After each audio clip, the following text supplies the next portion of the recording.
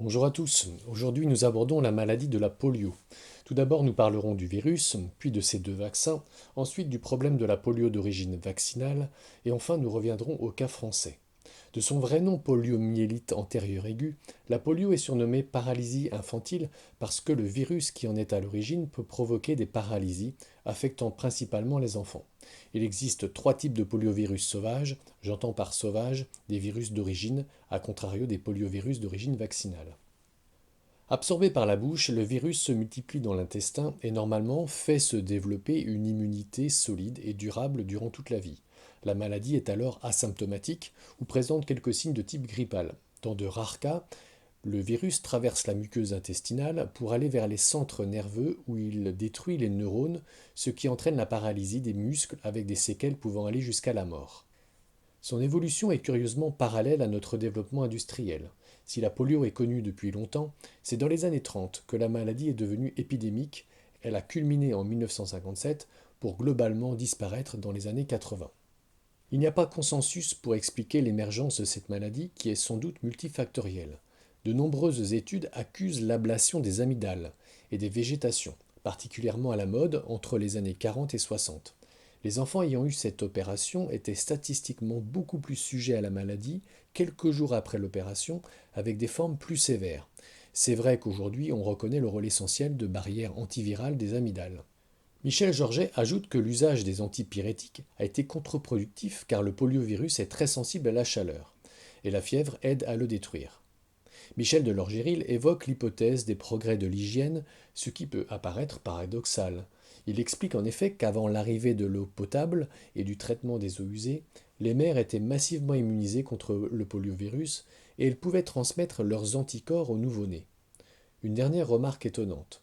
La létalité, c'est-à-dire le rapport entre le nombre de morts et le nombre de malades, a fortement augmenté au milieu des années 60. En clair, la maladie a changé de nature. Elle est devenue plus grave sans que les autorités sanitaires soient capables de l'expliquer. Abordons le second point, celui de l'efficacité vaccinale. Il faut distinguer les deux grands vaccins anti-polio. Le premier vaccin, inventé par Jonas Salk, est fabriqué à partir d'un virus tué dans une solution de formaldéhyde. C'est un vaccin injecté qui assurerait une protection individuelle, mais pas collective.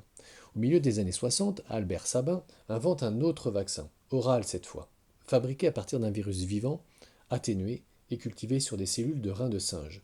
Ce vaccin est dit altruiste, car protecteur, à la fois pour le vacciné, mais aussi pour les autres. L'efficacité d'un vaccin, de manière générale, se mesure avec sa séroconversion, c'est-à-dire sa capacité à produire des anticorps.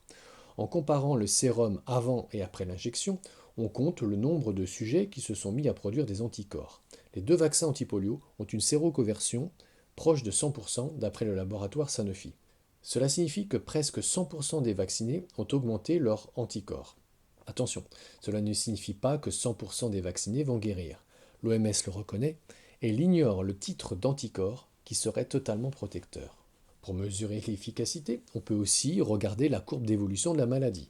En France, si l'on regarde à partir de 1957, la maladie a décru suite à la vaccination. Donc il est probable que le vaccin ait une efficacité. Le docteur Jean Pilette indique, au travers de nombreux exemples, que le vaccin injecté a été peu efficace et que les épidémies se sont fortement ralenties avec l'arrivée du vaccin oral. Michel de Lorgéry nous invite à prendre du recul. On voit que la maladie avait décru avant l'arrivée de la vaccination. N'oublions pas les effets possibles de la diminution de l'opération des amygdales, ainsi que les autres progrès liés à l'hygiène. Une troisième approche quand on parle d'efficacité, c'est aujourd'hui de voir dans le monde où en est la maladie. Les poliovirus de type 2 et 3 semblent avoir été éradiqués, selon l'OMS, grâce au vaccin oral massivement utilisé. Mais le type 1 résiste, dans trois pays notamment, Pakistan, Afghanistan et Nigeria. L'OMS blâme les habitants trop méfiants vis-à-vis du vaccin oral. Mais un rapport de santé américain de 2018 indique que les habitants demandent avant tout l'accès à l'eau potable, ce qui me semble être une demande raisonnable, puisqu'il s'agit d'une mesure ayant un effet sur la transmission de la polio, comme sur bien d'autres maladies. Quand je vois le nombre d'habitants sur Terre n'ayant pas d'accès à l'hygiène de l'eau, j'ai franchement l'impression que les priorités de l'OMS ne sont pas les bonnes, mais je ne suis qu'un simple citoyen, non un scientifique, ni un décideur politique. En résumé, il semble que le vaccin antipolio oral ait été bien plus efficace que le vaccin injecté. Cependant, un problème se pose actuellement pour l'OMS avec le vaccin oral. Il peut déclencher des polios résistantes. Rappelons que le vaccin oral est celui inventé par Sabin et qu'il est dit altruiste. C'est pourquoi il a été utilisé massivement par l'OMS dans les pays en voie de développement afin d'obtenir rapidement une immunité de groupe. Mais l'OMS reconnaît officiellement un problème. De nombreux poliovirus sont apparus. Pas des poliovirus sauvages, non, des poliovirus vaccinaux. Ces virus, appelés Circulating Vaccine Derived Poliovirus, sont issus des souches de poliovirus atténués utilisées lors de la vaccination de masse avec le vaccin oral. Le virus vaccinal mutant peut circuler par l'intermédiaire d'un simple rhume ou par les selles et contamine les personnes non vaccinées avec les conséquences que l'on connaît, paralysie, voire la mort. Ces paralysies ne sont pas à confondre avec les paralysies très rares frappant directement le vacciné ayant reçu le vaccin oral, paralysie appelée Vaccine Associated Paralytic Polio. Alors, le remède est-il pire que le mal? L'OMS a rendu public les chiffres et indique que la balance reste très largement positive en faveur du vaccin oral.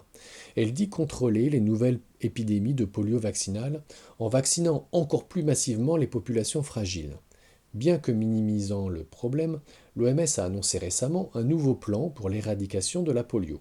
Et là, surprise, virage ou rétropédalage, c'est selon chacun, elle va abandonner le vaccin oral pour repasser progressivement et uniquement au vaccin injecté qui, rappelons-le, est égoïste. Dernier point de cette vidéo, qu'en est-il aujourd'hui du vaccin antipolio français dont les enfants doivent subir l'obligation depuis 1964? Celle-ci est-elle vraiment justifiée? En France, on a d'abord utilisé le vaccin injecté, fin des années 50, puis le vaccin oral, pour revenir au vaccin injecté où il est combiné à présent à d'autres vaccins. Le vaccin seul s'appelle Imovax et est fabriqué par Sanofi.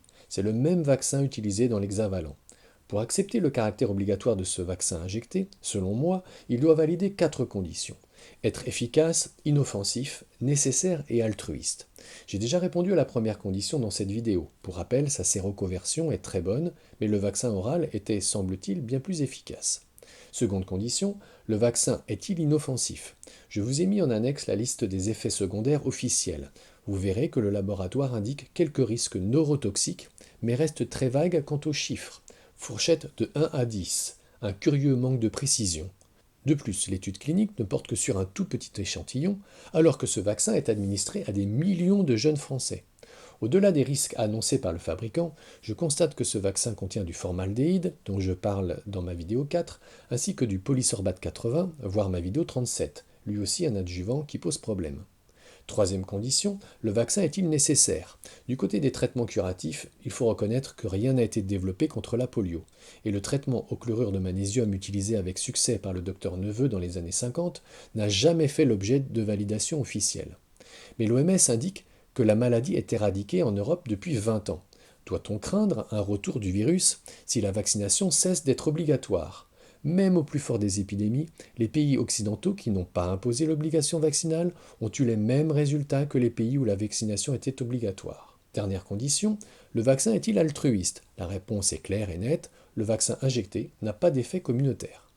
Si l'on reprend tous les éléments de cette vidéo, on peut comprendre qu'être en faveur du libre choix vaccinal n'a rien de fantasque ni de complotiste, même quand on parle de polio.